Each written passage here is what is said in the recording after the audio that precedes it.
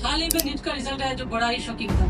The reason behind is that एक तो schedule date की 10 दिन पहले रिजल्ट डिक्लेयर कर दिया गया, वो भी लोकसभा इलेक्शन की रिजल्ट के साथ। इसलिए लोगों का माइंड में एक सवाल गूंज रहा है कि क्या एनटीए वाले कुछ छुपाना चाहते हैं। एग्जाम के वक्त भी कुछ लोगों को बिहार में पेपर लीक करते हुए पकड़ा गया। सिर्फ बिहार ही नहीं, देश के अलग अलग स्टेट्स जैसे गुजरात, राजस्थान, दिल्ली से भी ऐसे कुछ खबरें सामने आया। और ऐसे भी खबरें आया जहां स्टूडेंट से टीचर ने 10-10 लाख का डील करते हुए भी पकड़ा गया। और ऐसे स्कैमों के कारण हम जैसे मिडिल क्लास लोगों को भुगतना पड़ता है। इस नीट स्कैम के बारे में थोड़ा बारीकी से जानने की कोशिश करते हैं।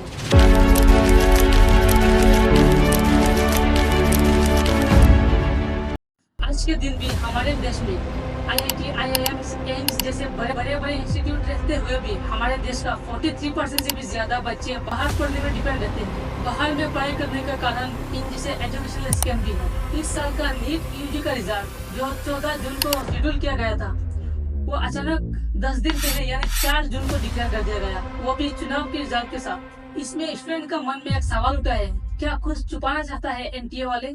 इस साल का नेट यूजी रिजल्ट देख के आप शॉक हो जाओगे, जहाँ 67 स्टूडेंट को 720 आउट ऑफ 720 मिला है, जो कि पिछले साल का रिजल्ट को देखा जाए तो सिर्फ 2 ही स्टूडेंट को मिला था। और इसमें भी सबसे बड़ा ट्विस्ट है, जो कि AIR रैंक 1 एक ही सेंटर से मिला। और इसमें भी एक बड़ा ट्विस्ट है, जहाँ हरियाणा के एक सेंटर से सबसे ज्यादा ऑल इंडिया रैंक 1 मिला। कैसे हो सकता है, क्या यह पॉसिबल है।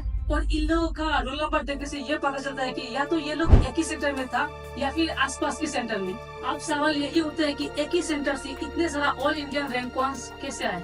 ऐसे यूपी और कर्नाटका से भी खबरें आई है, जहाँ यूपी में एक सेंटर से 2 और कर्नाटका की एक सेंटर से 3 रैंक होल्डर आए।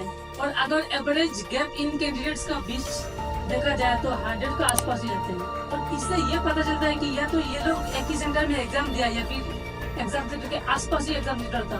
और ये इतना कोइंसिडेंस कैसे हो सकता है। आप लोगों को मैंने पहले भी बताया कि इस साल में 67 स्टूडेंट को अपना रैंक 1 मिला। और इसके बाद का जो 2 रैंक है, यानी रैंक नंबर 2, रैंक नंबर 3, इन लोगों का मार्क देखा जाए तो 719 एंड 718 आउट ऑफ 720 मिला है इन लोगों को, जो कि नीट के रूल के हिसाब से पॉसिबल ही नहीं। ये कैसे मिल सकता है, क्योंकि नीट में हर सही आंसर के लिए +4, हर गलत आंसर के लिए -1 दिया जाता है। ये पॉसिबल ही नहीं। और अगर किसी स्टूडेंट ने सारे क्वेश्चन सही लिखे और एक गलत निकल जाए तो उसको मिलना चाहिए 750 आउट ऑफ 720। या फिर कोई स्टूडेंट अगर एक क्वेश्चन अटेम्प्ट ना ही करे तो उससे पॉसिबिलिटी है 760 आउट ऑफ 720 मिलने का।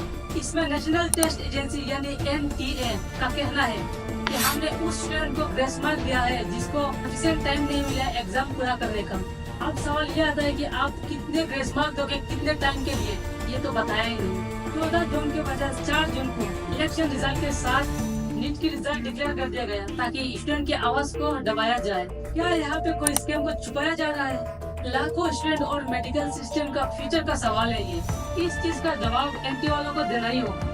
एग्जाम के टाइम में भी ऐसे कुछ खबरें देखने को मिला, जहां बिहार का 4 स्टूडेंट और उनकी फैमिली को अरेस्ट किया गया पेपर लीक करने के जुर्म में। और पटना का पुलिस का यही कहना है कि लगभग 20 एस्पायरेंट को एग्जाम के पहले दिन क्वेश्चन पेपर के साथ आंसर भी दिए गए थे। पुलिस का यह भी कहना था कि 30 से 50 लाख हर एस्पायरेंट से लिया गया था पेपर लीक करने के टाइम।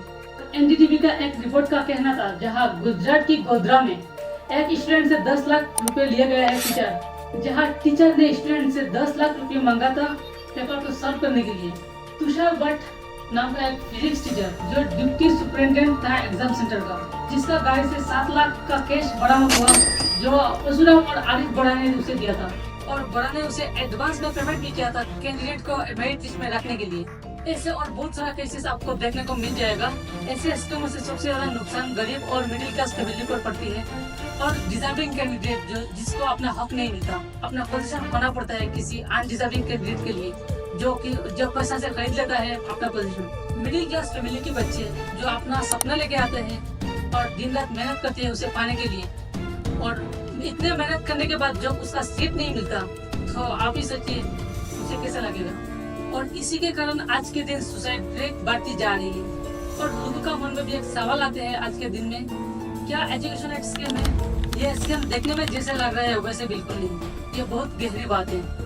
इस स्कीम की वजह से इंडिया की हर गरीब फैमिली को इफेक्ट पड़ता है। एक बच्चे पर अपना फैमिली का बहुत सारा सपना होते हैं और मेरा रिक्वेस्ट एनटीए और गवर्नमेंट से यह है कि इन चीजों पर ध्यान दिया जाए।